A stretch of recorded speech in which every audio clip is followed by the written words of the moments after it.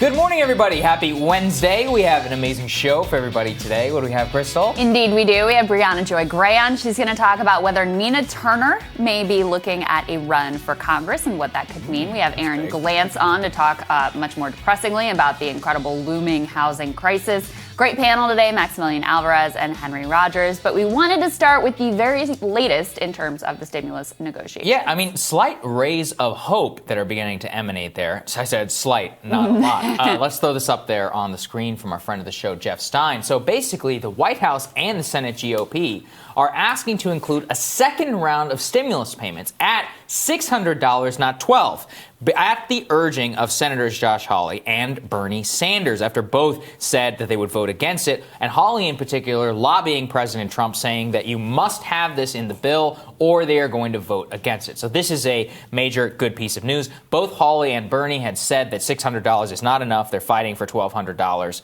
and that's, still on the table. However, what has come is that it has changed a little bit of the practice in what is going to happen within the bill itself. And as you can see there, what you're also seeing now is that the White House is trying to cut what the actual unemployment benefit would be, the increased unemployment benefit, to $0 in exchange for that one-time check. So listen, it's not all good news, and there's still a lot that's actually financial disastrous news engineering going on.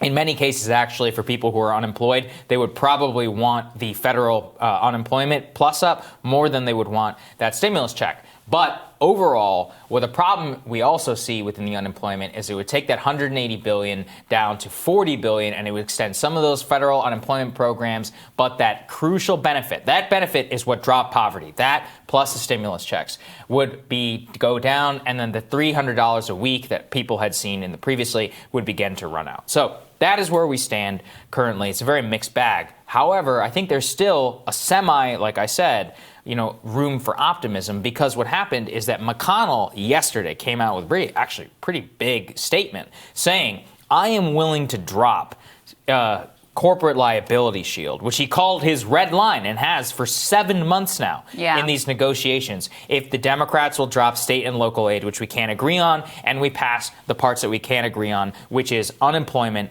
and stimulus checks. And look, I think we desperately need state and local aid. A lot of Republicans disagree for very stupid culture war reasons. But if this means you could actually pass checks and unemployment insurance, I think they should take it. But that's not what the Democratic leader thinks. So, and let's look at this. I mean, thinking about President Trump and his position, you'll recall before the election, he unilaterally shuffled money around to make sure that there was some level of plus-up still in place for people. That was his position.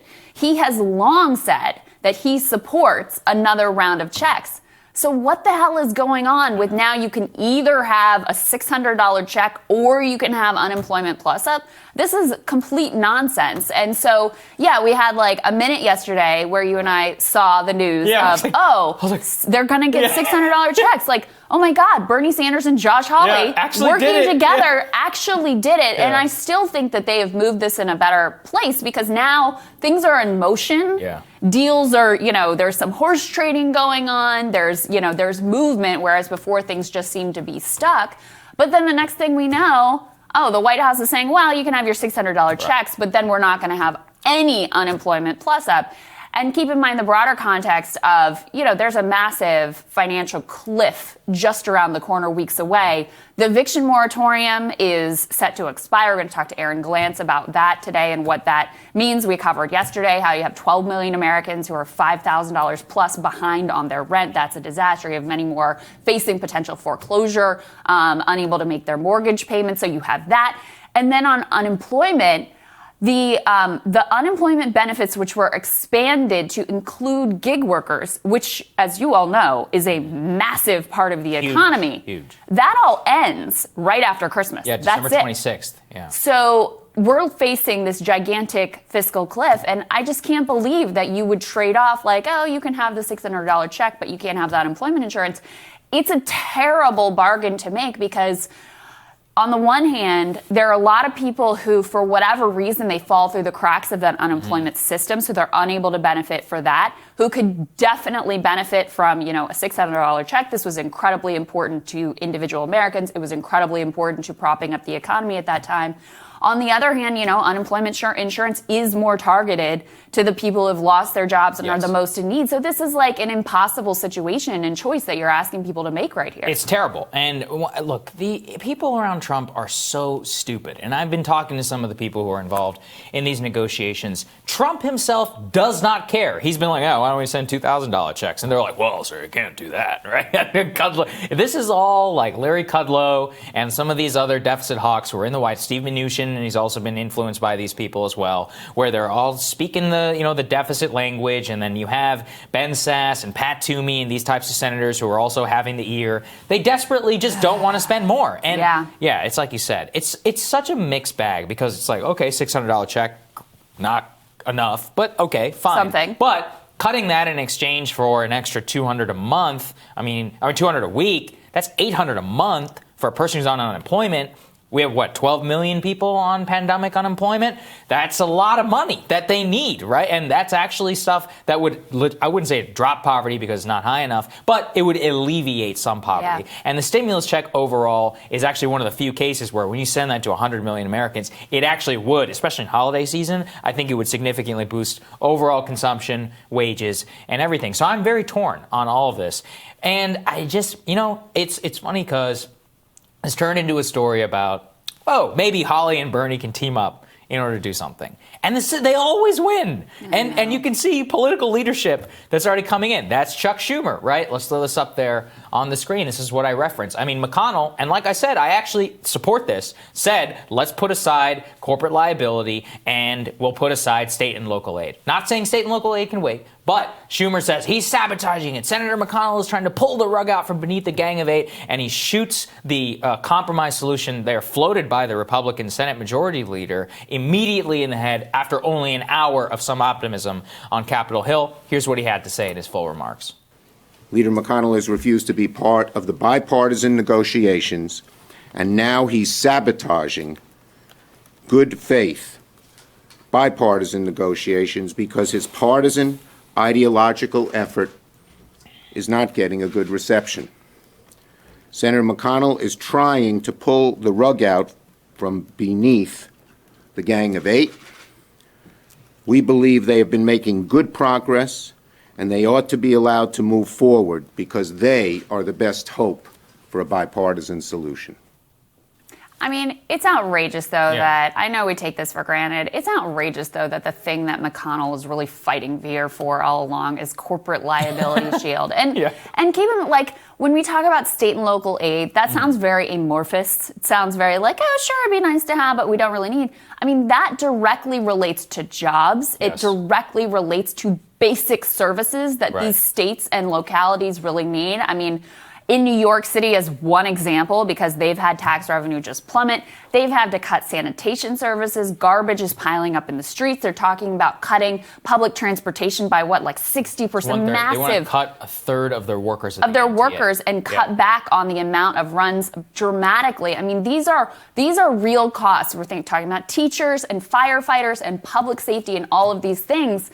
So to act like these are equivalent, I really want the corporate liability shield and you really want firefighters to get paid, so let's trade. It's disgusting. I agree. It's completely disgusting. And so on the positive, slightly optimistic note, you tell me, have Bernie and Hawley ever publicly, because they acknowledged they actually discussed, it wasn't just through aides, they directly talked. That seems like a really new development. And then there's also in the House, there's actually a bipartisan bill just focused on cash stimulus that has support from Ilhan Omar on one side and also has David McKinley, who's a very conservative Republican from West Virginia.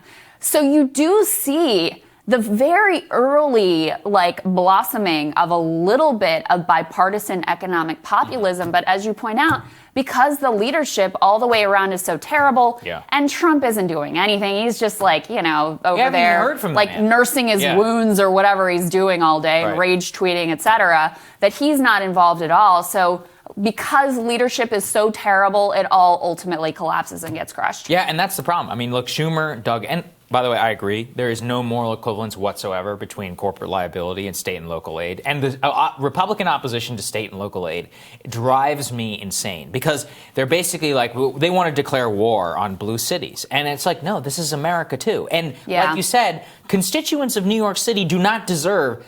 I rode the subway in the good times, and it's terrible. So I can't imagine what 1/3 cuts. Metro here sucked already, and they're already now they want to close like half the stations and all that. That's dead. You can't operate the federal government if the Metro is gone. I mean, I don't know what the hell they're going to do. McConnell's own home state of Kentucky. Right, they need a bailout. Not a blue liberal bastion, in case you didn't know, is in deep trouble and really needs this help. I hear this stuff from Missouri, from red states. They're like, listen to me, we need this money just as much as everybody else does.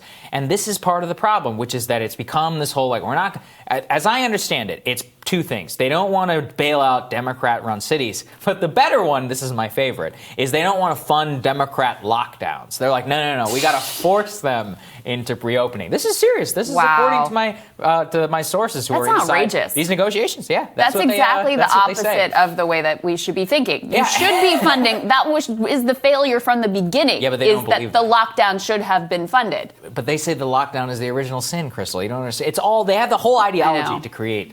It's not the fact that thousands of Americans are dying and feel unsafe going out about their business. You've got that. You've got the total ideological opposition and an alternative universe in which the real problem is that we're all not willing to go out and indoor dine and bar in the middle of a pandemic with all of this going on. That's apparently it's on us. It's not on the federal government. Then you've got. I think Schumer and Pelosi are dug in completely, unwilling to compromise. This is not. If they could get the federal unemployment back up, and I think they could get that up to like $300 a week or something like that, with around the $600 checks, just pass the goddamn thing. Yeah. Right now. Yes. And I think that's actually within the realm of possibility. I really do. But if Schumer is only willing to drop that state and local aid, and I'm not saying, again, that this is a good thing, but there are just a number of Republican senators who won't do it. And there's probably a decent amount, like Bernie, he said he would go and he would vote against the bill on corporate liability. I actually support that. But what I'm going to say is if they're willing to drop both and they're both that ideologically opposed, if you can agree on the stimulus and the unemployment, it has to be passed. It's December 9th. If they pass it within the next couple of days, you could get checks out before Christmas, and it would dramatically boost the economy. 40% of retail sales or whatever come during November and December. This is the time where we can save many, many businesses, and the only people who can do it are the government.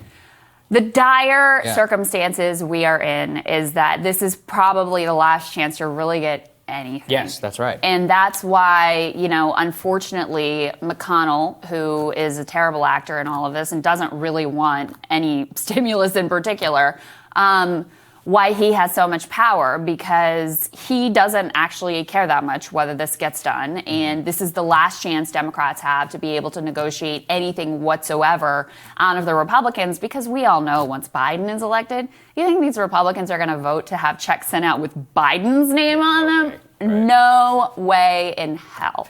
So that's like the terrible sort of circumstances that we're facing right now. Look, I do think in the bigger picture, and this doesn't provide a lot of comfort, but the fact that you see these little interesting alliances starting to form, starting to go public, starting to make a little bit of waves, at least in terms of shaping the negotiation for the big picture long term, that's a small positive development. But in terms of the current state of the negotiations, pretty depressing. It certainly is. All right, we're going to tell you what's on our radar, so that's next.